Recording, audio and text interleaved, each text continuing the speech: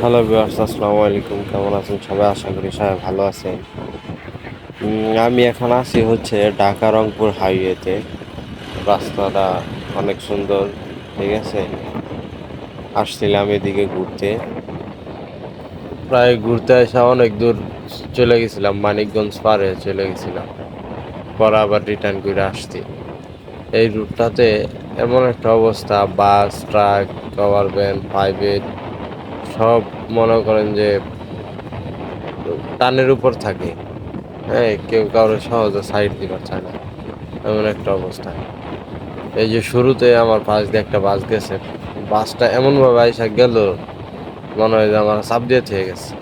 আমি তো মানে সাইড দিয়া ব্রেক মেরে খাড়াই রয়েছে আর মানে দিকটা খাড়াই গেছিলাম।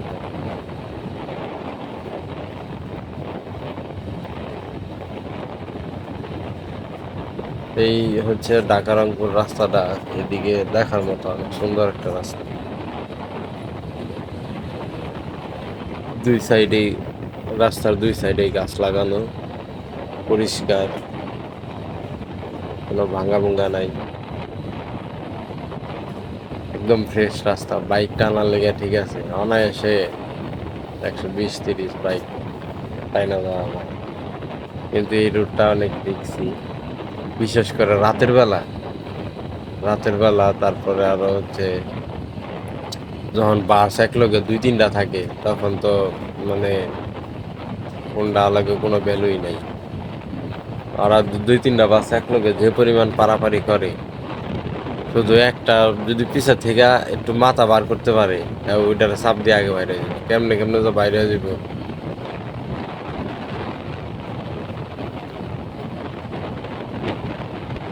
দেখছেন রাস্তার ভিউটা অসাধারণ, কিন্তু সেই রকম রাস্তা।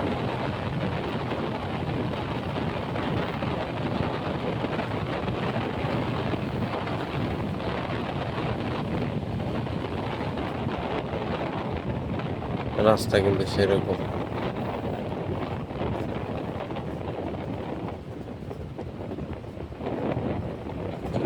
এই যে দেখেন, এইখানে কিন্তু হচ্ছে যাওয়ার ওভারটেকিং করার কিন্তু কোনো জায়গা নেই। ওই পাশে একটা ট্রাক, আবার এই পাশে ট্রাক আছে, প্রাইভেট আছে। হ্যাঁ, এখন ওই বাস পিছের থেকে হর্ন দিতেই রয়েছে। মানে এমন অবস্থা, মনে হয় যে ও হর্ন দিলেই গাড়ি সব সাইড করে দিবে, এমন একটা অবস্থা। সব বাইকার ভাইদের প্রতি আমার একটা কথা, যারা হাইওয়ে রুটেতে বাইক রাইড করেন, অবশ্যই সতর্কতার সাথে বাইক রাইড করবেন।